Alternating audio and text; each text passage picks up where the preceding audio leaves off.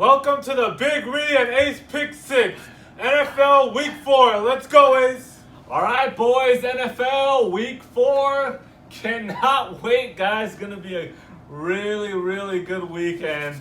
Looking forward, as usual, blueberry pancakes, cup of joe on the recliner, boys. I know you guys know exactly what I'm talking about. Cannot wait. Here we go, boys. Start you guys off. We got the Washington Redskins at the New York Giants. The Giants are a 3-point favorite here. The Redskins 0-3, coming off a 31-15 loss at home to Chicago.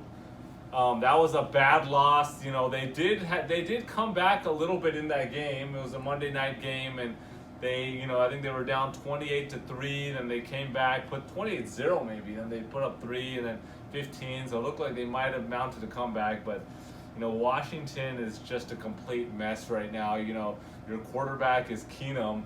That guy should not be a starting quarterback in the NFL, period. I think they might put Haskins in eventually. Eventually, they already should. Keenum should not be the starting quarterback. Running back Geese is hurt, and the coach doesn't like AP. There's something going on there. Yeah, AP is talking shit in the media every time when he gets a chance, and AP had 1,000 yards last year, so I don't know what's going on. The worst defense in the league, giving up 31 points a game. Everyone's like, no, Miami's worse. I don't even count Miami. Those guys you can't even count them as an NFL team right now, guys. You just can't. The management is just completely tanking like no tomorrow. I've never seen this in the NFL before. They're tanking, trying to get a number 1 pick. They're horrible. It's going to be a really long season for the Dolphin fans. And then we got the Giants, who are 1-2, coming off a 32-31 comeback win versus Tampa Bay. That was a really good game. They were down by 18 at half. Rookie quarterback Daniel Jones led them back. That guy looked good. He looked really good. I mean, I have to say, I wasn't sure what to expect of him. There was a lot of crap being talked when he was drafted 6th overall, but look, that guy had looked good in preseason. He got his opportunity, and he looked good on the ground and in the air. And look, I'm excited. I'm jumping on that New York Giants, bandwagon right there. And look, they're at home. Fans are going to be hyped. They have something to at least look forward to. Obviously, the loss of running back Saquon Barkley is going to hurt for sure. Somebody will come in and put up some yards for them, but the fans are going to be hyped. I'm rolling with the Giants, especially against a team like Washington. Take the Giants -3. Game 2, we got Oakland at Indianapolis. Indianapolis is a 7-point favorite here. Oakland 1-2, coming off a 34-14 loss to Minnesota. Back-to-back losses to 2 really good playoff teams, the Chiefs and the Vikings. And they had a win in week 1 against the Broncos, 1-2. They're a better team than their record shows.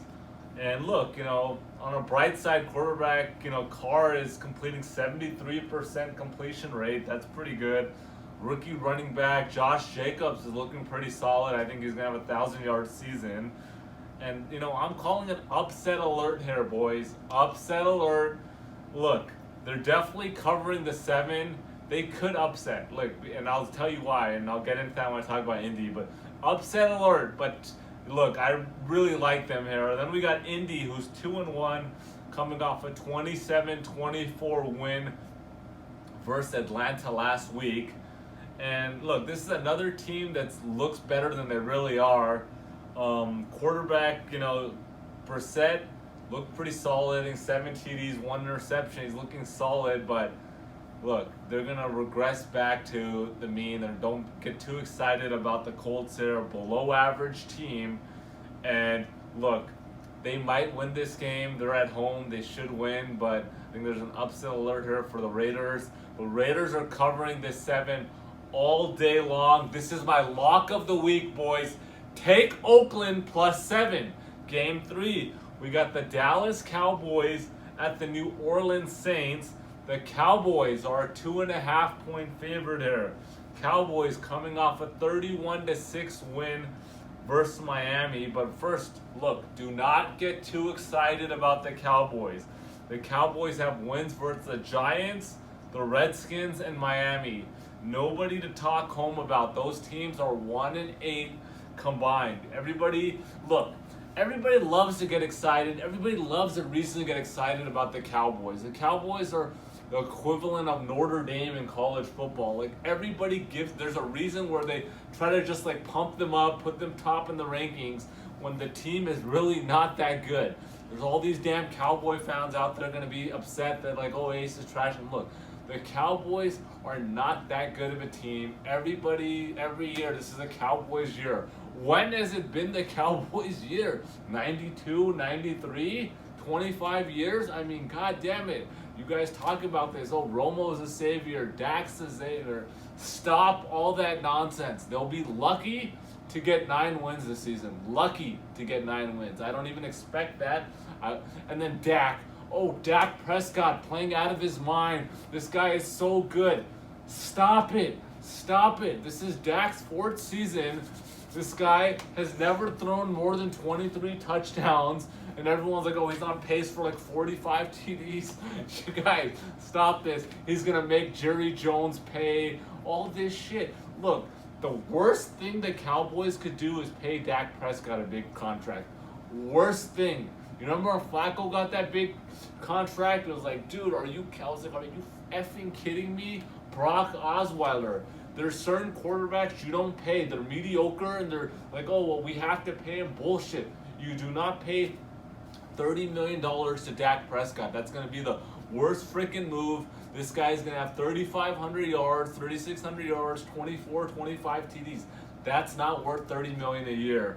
Like I said, 9 wins at most. Then we got New Orleans, 2-1 here, coming off a 33-27 win versus Seattle. Nobody expected that at all.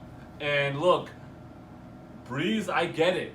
He's out. He's hurt. That's a big deal. But, Teddy Bridgewater is more than capable of filling in for them. They got a lot of weapons on the offensive side, and they've had a tough schedule, and they're still in 2-1. I mean, I think they played Houston, the Rams, Seattle, all playoff teams, and they're still 2-1. And look, this will be a close game. Like I said, I'm not hyped on the Cowboys. I'm not on that bandwagon train, and any of you Cowboy fans, you guys have said this every year for the last 25 years, and nothing ever happens until Jerry Jones is not the owner. You guys are not winning a championship. I'm telling you guys right now, Dallas, don't get excited. This is an easy one, boys. Take New Orleans plus 2.5. Big Reed, let's go. The first game I got is the Bucks at Rams. The current spread is Rams -10. Tampa Bay coming off a devastating loss versus the Giants last second missed field goal, 32-31. Rams coming off a 2013 win from Sunday Night Football versus the Browns.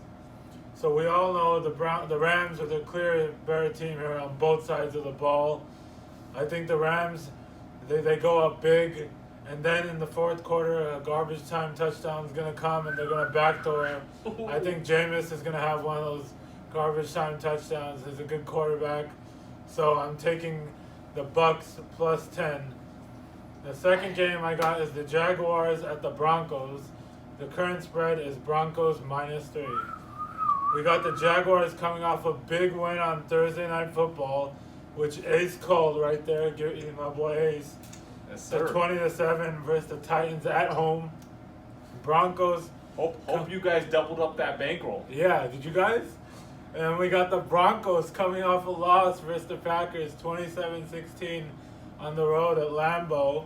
Gardner Minshew looked good last week. 204 yards, 2 touchdowns. The Jaguars' defense also looked good. Calais Campbell had 3 sacks himself. They had 9 sacks total. And the Broncos, on the other hand, they haven't won a single game. They're 0-3. I mean, get this, they haven't had a single sack in the season. And they have Von Miller and Bradley Chubb. Their offense has looked bad. They had like 3 or 4 turnovers last week. But I'm going to tell you this right now. I'm going to flip the script. Vegas is not going to favor a 0-3 team for no reason. This is a sucker bet of the week. Everyone is going to take the Jaguars. I'm taking the Broncos -3. This is my lock of the week. Lock of the week. The last game I got is Monday Night Football. Bengals at Steelers. Cincinnati at Pittsburgh. Steelers are a 4.5-point favorite. We got the Bengals coming off a 21-17 loss. You know, the Bengals actually look pretty good versus a freaking Bills D that has stepped up, but they had so many freaking turnovers that it came down to. And then the Steelers coming off a 24-20 loss versus the 49ers. They should have won that game. They pretty much gave that game away. And they look good, you know. And I was pretty impressed with Mason Rudolph. I also think James Conner is going to have a breakout game, you know. He hasn't been himself this year. He's just like been cold, but the Cincinnati defense really sucks and hasn't done much. So I'm rolling with Pittsburgh. I'm taking the Steelers -4.5. Make sure to comment what else other picks you guys have, what you guys think of our picks. Like and subscribe. Peace out, guys. Peace out. Can't wait to read those comments, boys.